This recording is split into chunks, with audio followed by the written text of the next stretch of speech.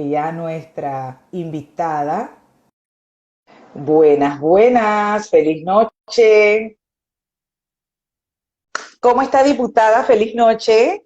Sí, buenas noches, ¿cómo estamos, Edna? Aquí tratando de estas nuevas tecnologías un poquito duro, ¿no? Este tema ahora del proyecto de ley que está impulsando, que la gente está muy contenta de el mismo, porque sí teníamos que contar con un proyecto como este, ¿no? Así es que es un tema del cual hay que hablar, sin duda alguna, pero yo no quiero desaprovechar la oportunidad. Primero, gracias por el espacio, por el tiempo, por la disponibilidad para con toda esta gente que se conectan y que sin duda estaban ávidos de escuchar a Zulay Rodríguez para que nos converse no solamente de este proyecto, sino también sus comentarios. Yo no puedo dejar pasar esta oportunidad, Zulay, para que nos cuentes o nos expongas tu opinión en cuanto a este reciente fallo en contra del diputado Arquesio, en el que pues la gente ha estado bastante decepcionada, porque es el sentir de las personas en cuanto a al resultado de este fallo luego de un año de que se dio esta investigación. Y quiero que te despojes por un momento quizás de lo que es el cargo y que lo analicemos objetivamente como abogadas, porque quizás lo que le hace falta a la gente es eso, ¿no? Entender cómo opera la justicia, qué es lo que se requiere en delitos como estos. No solamente está el testimonio de las víctimas, sino que también existen otros elementos probatorios, indicios, que al momento de valorarlo, obviamente, en un todo, es que se llega a una conclusión, aparte de la sana crítica, que debe valorarse en estos casos y otros tipos o casos que se adelantan en la Corte Suprema de Justicia. Así que quiero pues pedirte tu opinión, esto sin sesgos, en cuanto a este fallo de la Corte en contra del honorable diputado Arquesio. Bueno, yo no sé si usted se recuerda que hace un año a mí me entrevistaron los mismos medios de comunicación y yo había señalado que la bancada hizo una reunión y nosotros queríamos saber realmente qué había dentro del caso. Y cuando nos Ujú. preguntamos a los abogados para ver si era cierto, si había alguna tipo de responsabilidad. Yo me recuerdo que los abogados nos trajeron varios elementos que estaban dentro del expediente. Yo lo voy a dejar hasta ahí para que ustedes analicen qué es lo que ustedes consideran. Y dentro de los elementos que nos presentaron los abogados, habían dos cuestiones muy importantes. Uno, que una de las menores o las menores habían dicho que habían sido violadas, que había habido penetración, pero cuando les Sí. hicieron exámenes médicos forenses salían que ellas no habían tenido ningún tipo de relaciones sexuales. Y dos, los elementos que a nosotros nos señalaron, eso acreditado por un médico forense. En Ujú. segundo lugar, nos señalaron que ellas eran sobrinas del contendor político del señor Arquesio Arias dentro de la comarca. Que lo que nos decía el abogado, que si eso había ocurrido 3 o 4 años atrás, porque no en el momento no lo señalaron, no fueron a las Claro. autoridades pertinentes, y que fue después que él ganó dentro de la curul, el contendor político utilizó, fue lo que a nosotros nos manifestaron, o sea, le estoy diciendo, Ujú. decían que había dentro del expediente, utiliza a la sobrina para hacer estos ataques y denuncias políticas. Yo lo dejo hasta ahí, fue lo que a nosotros nos dijeron y por supuesto eso sembró la duda dentro de la bancada, que fue lo que nos señalaron que había. Ahora, en el momento que se ordenó su arresto domiciliario, las Uh-huh. pruebas que reposaban en el expediente en ese momento dieron óbices suficientes para que se ordenara su arresto, incluso la imputación, ¿no? Entonces, lo que pudiéramos o lo que yo quisiera que se le explicara a los que nos están viendo y nos acompañan en este momento es esas mismas pruebas no tuvieran esa fuerza probatoria. Posiblemente cuando a ti te decretan una medida cautelar o una medida de este tipo de alejamiento, nosotros no estamos hablando de la responsabilidad, estamos hablando Claro, de indicios. Estoy hablando muy correcto. técnico, es algo Sí, como de manera muy general, pero a la hora que tú vas a emitir una sentencia condenatoria, las pruebas deben ser contundentes. correcto.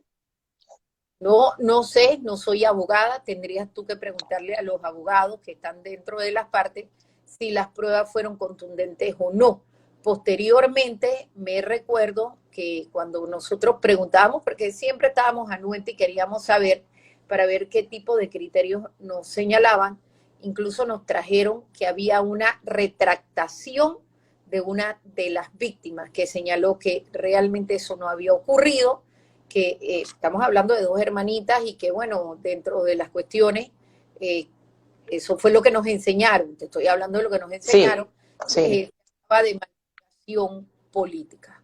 O sea, ya cuando a nosotros nos dijeron eso, algo que el público no sabe, que yo no tengo Ajá, por qué explicar, eso le claro. correspondería a los abogados, le Sí, correspondería al diputado.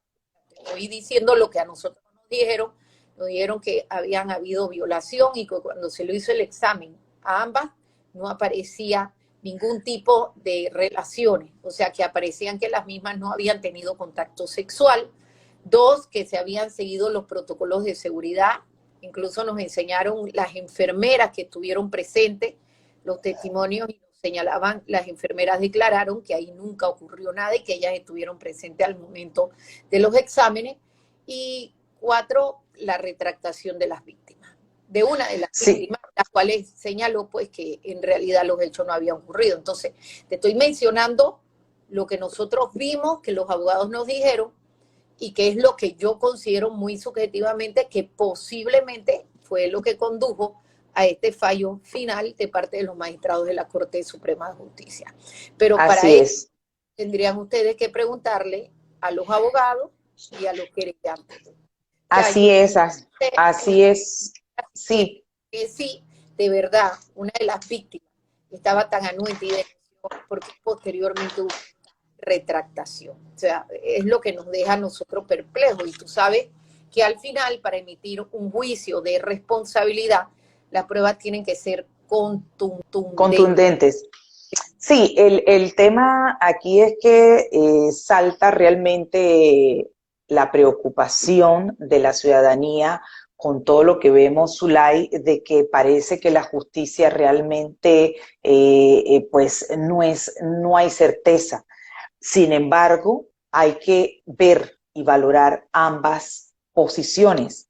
Y es Ambas lo que yo partes. siempre digo, ambas partes. Toda historia tiene dos caras, dos versiones. Y como quiera que ni tú ni yo somos partes del proceso, obviamente no podemos adentrarnos al expediente, que sería interesante que la Corte entonces, obviamente no puede dar detalles por las connotaciones del delito que implica, pero sí quizás ilustrar a la ciudadanía de las razones por las cuales se llegó a esa conclusión para evitar que la ciudadanía, primero, tenga ese grado de decepción, segundo, esté haciéndose realmente una idea o una valoración sin adentrarse al expediente, porque ciertamente, poniéndonos del lado de la víctima, yo no desmerito su señalamiento, sin embargo, hay que poner en contrapeso la evaluación, como lo mencionas tú,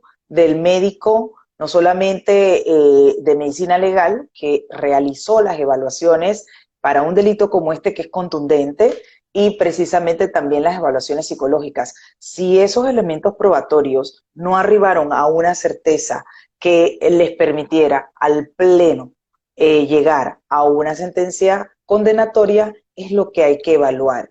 Y precisamente por eso quería tu opinión al respecto, porque solamente tenemos la versión de la víctima, no así la versión del el diputado Arquesio Arias, porque obviamente él se centró en que los abogados hablaran o que se llegara hasta el final de este juicio para los efectos de que no entorpecer las investigaciones. Entiendo que fue así. Sí, y yo entiendo que existe mucha molestia de parte de la población. Claro, claro. Yo entiendo que ellos consideran que la justicia no es la más fiable, y yo misma he criticado muchas veces, sobre todo al procurador Caraballo, en los cuales yo señalé que él, incluso su ex jefe Bonici, había manifestado antes de que lo sacaran de que Caraballo no era una persona de fiar, porque el mismo, las palabras fueron: él me preñó mi carro con 2 kilos de cocaína. Y que cuando lo iba a investigar, lo sacaron en el periodo en que Caraballo tenía una posición sumamente importante. Yo entiendo el malestar de las personas en cuanto a los casos de Odebrecht, el caso de que no Sí, había pues, absolutamente ningún detenido, los casos de alto perfil, los casos de peculado, los casos de los millones de dólares, de las adendas, de los sobrecostos. Pero en este caso tendríamos nosotros, porque ya hay una sentencia condenatoria donde tengo entendido que se practicaron una serie de pruebas en las cuales pues, te mencioné que estaban las enfermeras y los directores, y todos ellos señalaron de que el diputado Arquesio había seguido los protocolos y que ellas incluso estuvieron presentes y señalaron que ahí no había ocurrido. O sea, esos testimonios tengo entendido que están dentro del expediente, habría que analizarlo para que la población realmente entienda o comprenda por qué se arribó a esa decisión del caso en particular. Yo, por mi parte, quisiera conocerlo. Yo tengo la versión de los abogados, porque nosotros dimos el seguimiento y nosotros decíamos, bueno, ¿qué hay en el expediente?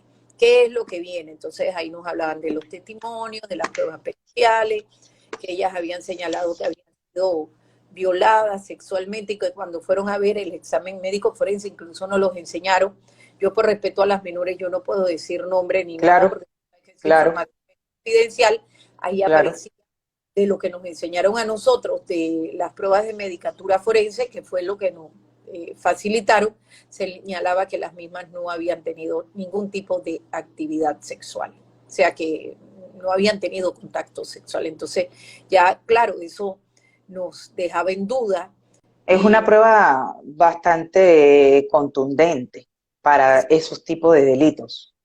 sí, y eso fue antes de que se emitiera la sentencia. Yo me imagino que eso fue en la práctica de las pruebas, porque nosotros, diputados, teníamos que, si realmente el delito y nosotras como mujeres había ocurrido de esa forma, nosotros teníamos que pararnos firme y decir, esto no es correcto. Claro, Ajá, pero cuando esas pruebas nos las enseñaron, ya nosotros nos quedábamos, tú sabes, ¿cómo puede haber penetración si aquí dice que no tuvieron contacto? O sea, medicatura forense, te estoy hablando, ujú, y los testimonios de la enfermera que estuvieron presentes, y posteriormente entonces sale a relucir, que estoy hablando de las pruebas que vimos, que claro. eran sobrinas del Ujú. contendor del señor Arquesio, y que no lo hicieron en el momento, o sea, eso fue 4 años anteriormente, sino que lo hicieron fue posteriormente, cuando él ya había sido elegido dentro de la curul. Entonces, es lo que hay, es lo que tenemos entendido, pero sería bueno que hablaras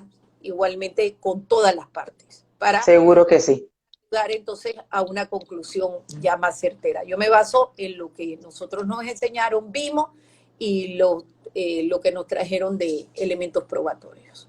Así es. Zulay, proyecto de ley 51 que crea el Sistema Nacional de Registro y Consulta Oficial de Agresores Sexuales de Menores de Edad. Enhorabuena, llega Sí, y fue aprobado en tercer debate. sí. Ahora toca esperar que el señor presidente lo sancione. Sí.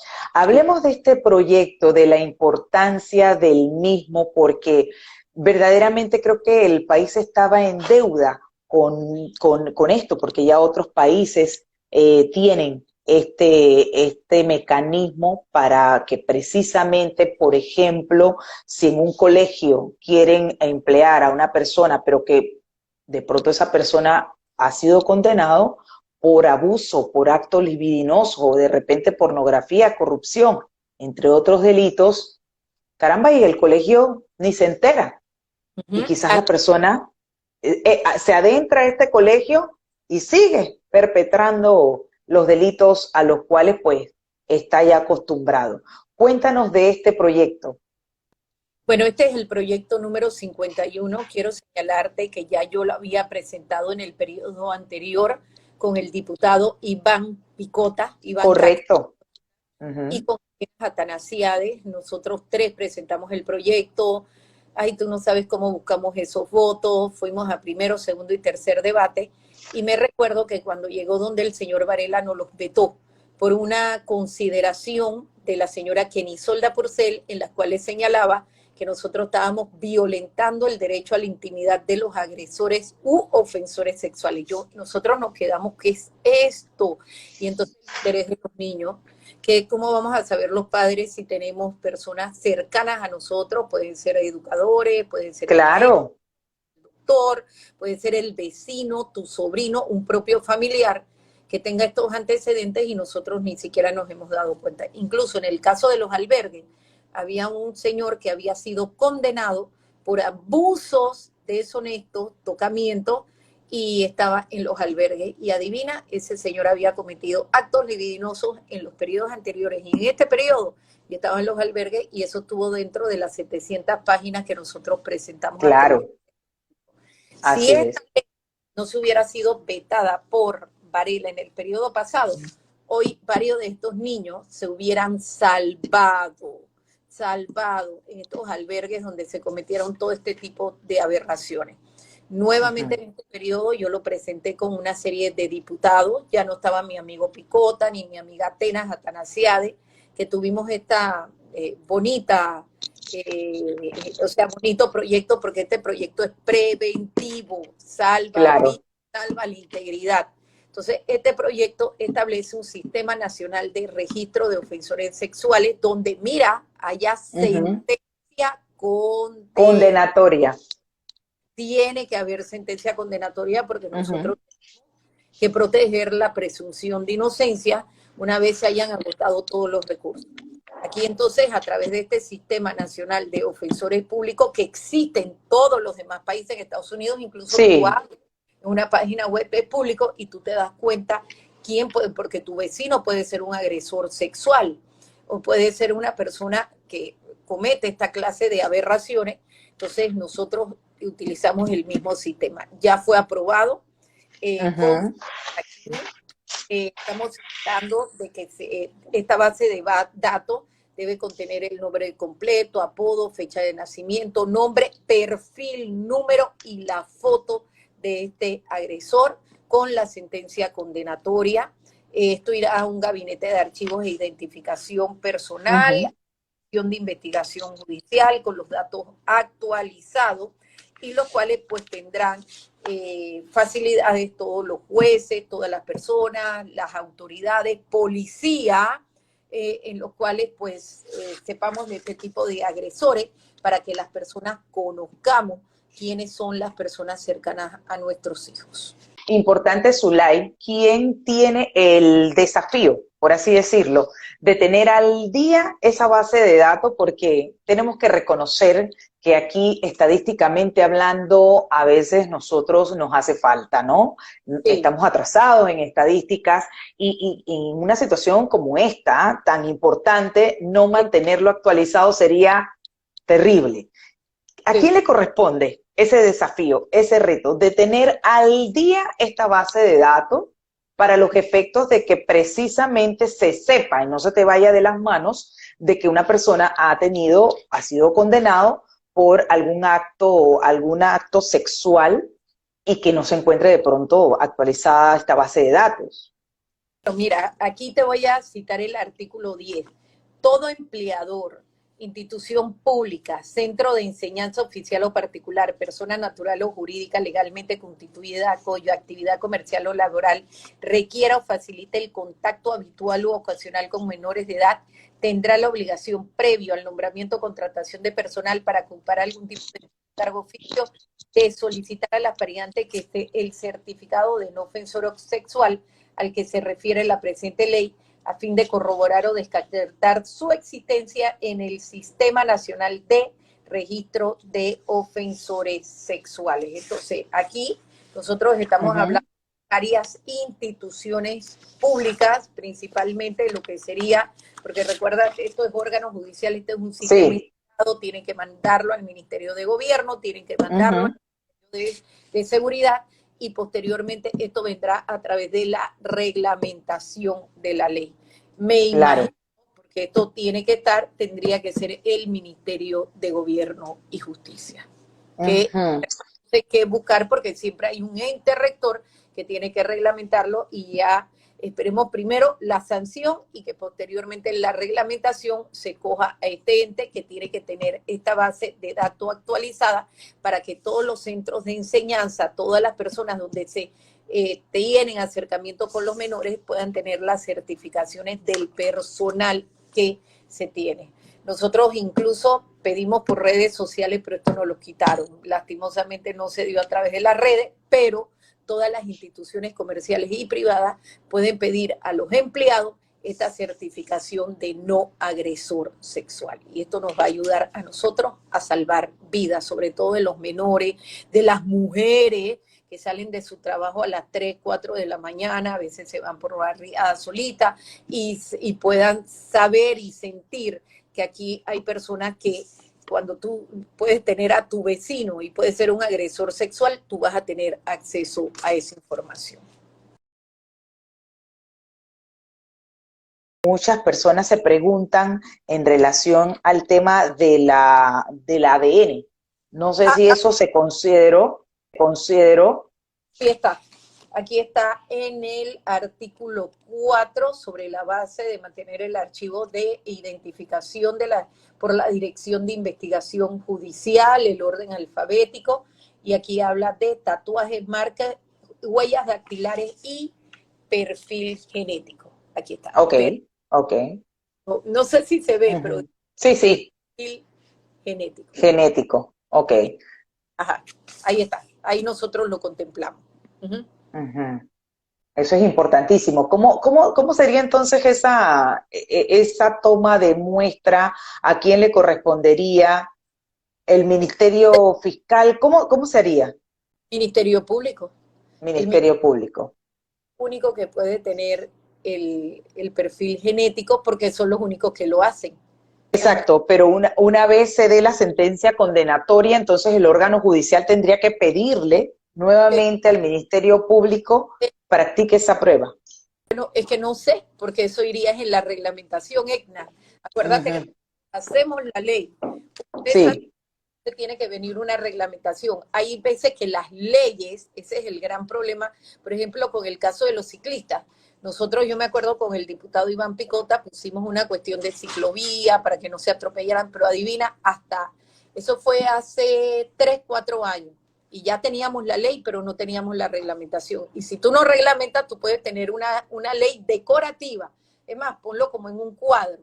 Pero si no la reglamentas, es como si no la tuvieras. así es, tal Esto te cual. reglamentado para saber entonces, después de la sentencia condenatoria, cómo se adquiriría este perfil genético. Pruebas biométricas, bueno, es un proyecto bien adelantado, pero habría que ver en la reglamentación cuál sería el mecanismo, cuál sería el procedimiento, si hay que crear una institución nueva para tener esta base de datos dentro del Ministerio de Gobierno y Justicia, para que entonces todas estas instituciones puedan tener acceso a los perfiles de las personas que tú puedes pensar que son unos potenciales agresores u ofensores sexuales que ya han sido condenados. Aquí, cada persona, cuando tú vas a pedirle su hoja de trabajo, tú tienes que ir a la dirección de investigación judicial, aquí lo dice, y yo pido mi certificación de que no soy un agresor sexual. Si ya Claro, sale agresor sexual, ya lógico, tú no vas a emplear a esa persona porque estás poniendo en peligro a un menor de edad o a una así persona es. con discapacidad o a una mujer que va todos los días a su trabajo y que puede ser objeto de este tipo de agresiones. Hace un momento Zulay Rodríguez señaló que esto desde el 2018 venía empujando Sí, este proyecto para con que fuera ley de la República y no total, se dio, y no bueno, se dio. 2017, veníamos 2017. sí, Ahora, 9, 20 y 21, imagínate, 4 años, porque en el periodo pasado pasó el primero, segundo, tercer debate, fue arriba y Varela, pues con la recomendación de Kenia Isolda Porcel, donde Kenia decía, bueno, estamos, ¿qué fue lo que dijo ella exactamente? Estamos violando la privacidad e intimidad de los ofensores sexuales. Yo decía, este país está al revés, definitivamente. Y con ese escenario, en aquel entonces, ¿cómo considera Zulay Rodríguez que le va a ir en esta oportunidad? ¿Cree que esa ley va a ser sancionada por el señor presidente y que vamos a poder contar con una ley que cuente con este mecanismo de tener registrados a los agresores sexuales una vez sean condenados? Bueno, debe, porque mira el escándalo de los albergues. Después de lo que pasó con los albergues, nosotros ha quedado demostrado que estos niños quedaron en la indefensión, Egna. Niños, y sobre todo niños con una discapacidad, niños que no se podían defender, niños que habían sido maltratados, niños que se supone que el Estado debe buscar la manera de sacarlos de estos riesgos sociales, que debíamos darle una protección, y los niños entraban en los albergues para ser violados, maltratados, donde le daban comida de perro.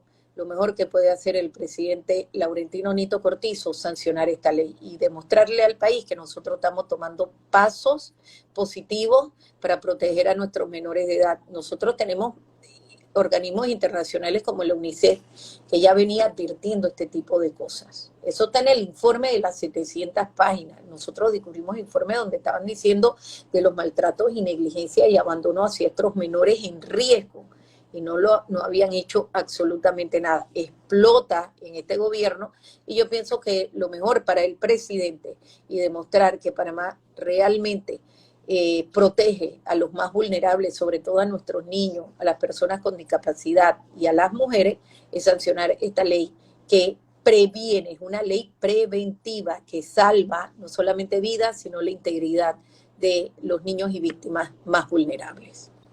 Quiero compartirle una opinión o quizás pregunta de una de nuestras seguidoras, @Ángela Jiménez R2, señala: la ley está muy buena, pero los violadores no se rehabilitan. ¿Dónde está la parte que brinda tratamiento a los agresores sexuales? De nada sirve tener un robusto sistema punitivo si al salir de prisión vuelven a reincidir. Pregunta esta seguidora. Bueno, miren, aquí no habla de tratamiento porque tendríamos entonces que reformar el Código Penal.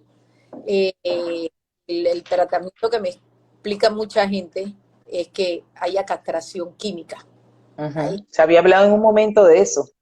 Hay mucha gente que me ha hablado de la castración química porque dicen que eso no lo va, es como dice, no van a cambiar.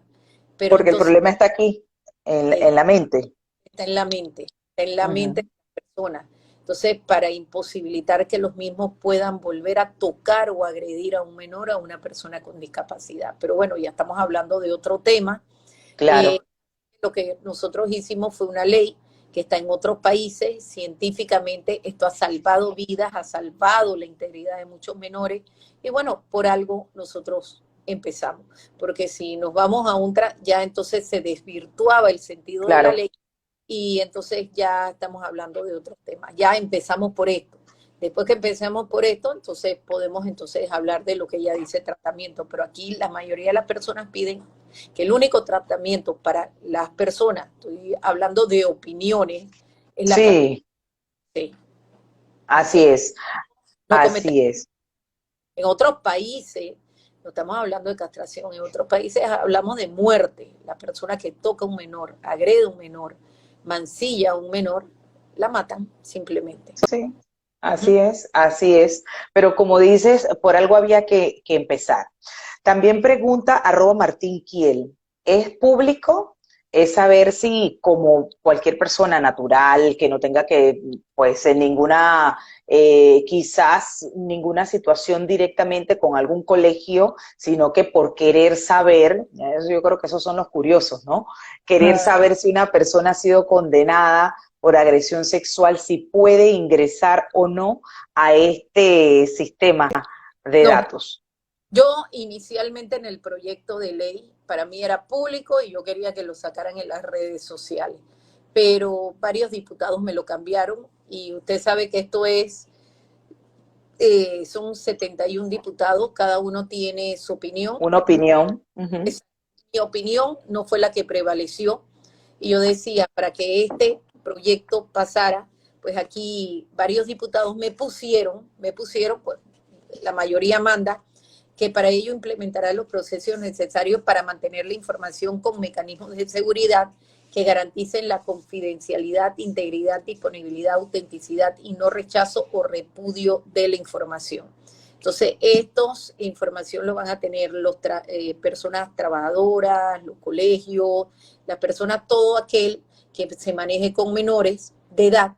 Entonces, son las que pueden tener acceso a través de este sistema Dirección General de Archivos de los ofensores sexuales, en los cuales se les remitirá y se le dirá si es ofensor o no es ofensor sexual. ¿Qué esperamos ahora, Zulay? Ya está aprobada en tercer debate. ¿Para cuándo más o menos se espera que sea remitido al Ejecutivo para los efectos de su sanción? Bueno, eso fue aprobado el día jueves.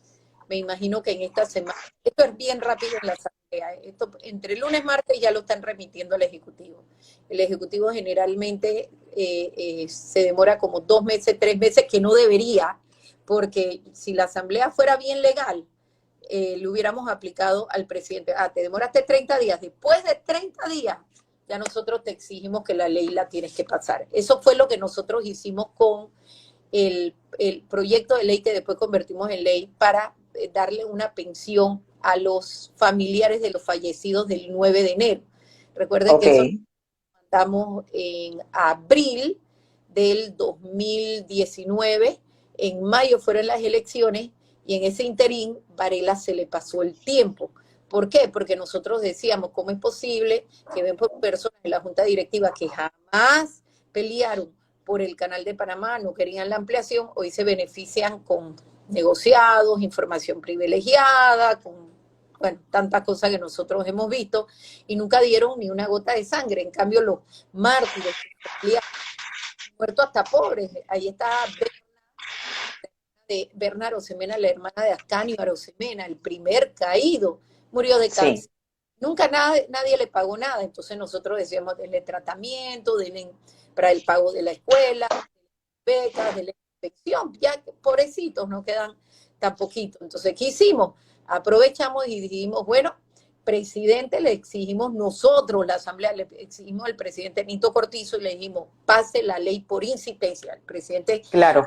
había pasado los 30 días a Varela, el presidente Laurentino Cortizo no podía ni objetar ni vetar. Es más, Héctor Alexander no quería la ley, no la quería, porque decía que no había plata y nosotros no, señor. Ya pasaron los 30 días y no la objetaron, así que en base al artículo, si no me equivoco, creo que era el 176, no me acuerdo, 175 días, usted la tiene que pasar de manera. Y Nito Cortizo la tuvo que pasar de manera obligatoria. Se demoraron en publicarlo en la Gaceta Oficial, pero no la pudo vetar y ya es ley de la República. O sea Entonces, que van a estar pendientes, Zulay Rodríguez, de que esto pues cumpla con el término correspondiente para los efectos de su sanción. De lo contrario, pues se le aplicaría lo que demanda. yo pediría, yo no lo puedo pedir, tiene que pedirlo el diputado presidente de la Asamblea. Marco lo pidió con la ley del 9 de enero de los fallecidos para que se ayudara a los familiares, porque en otros países son los héroes. Oye, es un plus para el país, para el turismo. Entonces Marco tuvo la fortaleza, yo se lo tengo que reconocer, con Kivian Panay, y le exigió a Laurentino Nito Cortizo que esa ley tenía que ser obligatoria y Nito no la pudo objetar. Mira, así que yo voy a estar pendiente, porque si en 30 días me lo objeta, yo voy a pedir ese artículo de la Constitución para que lo aprobemos por Por insistencia. insistencia. Porque ahí, Sí, si él se pasa los 30 días y no dice nada, se puede pedir. No lo puedo pedir yo, tiene que hacerlo el presidente de la Asamblea. así es. Zulay, quiero preguntarte si quedó o se eliminó uno de los artículos que se consideraron en el anteproyecto y proyecto de la Ley 51, que habla de que quien brinde información en los términos previstos de esta ley por parte del Gabinete de Archivos e Identificación Personal de la Dirección de Investigación Judicial, que es de uso personalísimo y exclusivo del solicitante, pero si lo comparte y lo divulga por cualquier medio, la información brindada para fines distintos de los autorizados, será sancionado con una multa de 500 balboas, que será impuesta por el juez de paz. Eso quedó así, se cambió, se modificó, la multa se incrementó, porque al decir verdad, me parece una multa bastante irrisoria, por no decir ridícula. Sí. Aquí, mira, la información que se brinda en los términos previstos en esta ley por parte del gabinete, el que comparta, uso, divulgue por cualquier medio la información brindada, será sancionada con la multa máxima que pueden imponer los jueces de paz. Y creo que los jueces de paz pueden imponer una multa hasta 1000 balboas. Ya. Ok, o sea que la mínima 500 y pudiera darse una multa hasta de $1000 a quien exacto, comparta esta información. Sí, hasta 1000 balboas. Aquí está. Ok, sí. O sea que no fue eliminado. Sí, quería tener bien claro eso, porque sí debe haber sanciones de todas maneras para quien incumpla con dar información a quien de repente no es que o sea, ¿qué va a hacer con esa información si no es para los efectos de si es que requiere emplear a una persona, ¿no? Porque yo creo que ahí es donde está esa línea delgada de lo que compartías tú hace un momento, de todas maneras, de el tener cuidado de cómo se maneja la información, ¿no? Y para los fines que se vaya a manejar la misma. Todavía, vámonos más allá, la ley establece que el empleador o servidor público que no pida la certificación de ofensor sexual donde hay menores, si tú no la pides y haces dejar pasar eso y algo le pasa a un menor, estamos hablando de sanciones de 5.000 a 10.000 balboas, independientemente de las sanciones administrativas, civiles y penales. Para cerrar su live, no sé si quieres, en resumen, mandar un mensaje muy claro de lo que significa para precisamente la protección de las víctimas de abuso iniciativa y proyecto que presentas ya en tercer debate y que solamente está a la espera de la firma del señor presidente. Bueno, este proyecto de ley número 51 que ya fue discutido y aprobado en tercer debate salva vidas, sobre todo la integridad de nuestros niños, personas con discapacidad, personas adultas, mayores y mujeres que no se puedan defender. Creo que todos tenemos derecho en nuestro trabajo de conocer y saber si tenemos potenciales, no solamente asesinos, aquí estamos hablando de agresores, pedofílicos, delitos de corrupción, delitos de tocamiento, violación carnal, trata Así es. de personas, de conocer y que nuestros trabajos nos den la protección para no estar expuestos a estos agresores sexuales que pueden cometerle mucho daño no solamente a la sociedad, sino a la familia. Entonces, esto, nuestros niños, las mujeres y todos tenemos que protegerlo, pero siempre debe haber una sentencia condenatoria donde haya una responsabilidad porque consideramos pues que el principio de presunción de inocencia debe protegerse. Antes de despedirte, aclarar algo. Este registro de agresores sexuales no solamente es para protección de los niños, niñas y adolescentes. Independientemente, puede ser una persona adulta, sea víctima, y que se haya condenado a esa persona, igual va a pasar a este sistema de registro. Eso para dejarlo bien claro. Así es. Aquí estamos hablando de diversas modalidades de tráfico de menores, trata de personas, con fines de explotación sexual, estamos hablando de corrupción, pedofilia y todos estos turismo casos. Sexual, exactamente. Sí. Y que afectan no solamente a los niños, sino también a las mujeres y a todos los que son víctimas vulnerables de estos delitos aberrantes y atroces. Así es. Bueno, quiero agradecerle a la honorable diputada Zulay Rodríguez por tomarse ese tiempo hoy sábado 17 de abril. Yo sé, reitero que es una mujer muy ocupada, pero siempre nos da esa oportunidad de conversar con ella y era importante no solamente hablar de este proyecto tan importante, reitero, para nuestra niñez, nuestra adolescencia y nuestras mujeres víctimas de agresión sexual, sino también conocer sus reacciones, obviamente, de este fallo de la Corte en contra de Arquesio Arias, el diputado Arquesio Arias, que fue pues declarado no culpable y que teníamos que conocer la opinión objetiva de la diputada, porque estaba yo segura que había podido ver algunos elementos de prueba que en su momento, como honorable diputada de la bancada, sin duda le había llegado en su conocimiento de lo que había en el expediente. Y eso, a eso llamo yo conocer las dos caras de un tema, de un hecho, para entonces sacar cada quien sus propias conclusiones.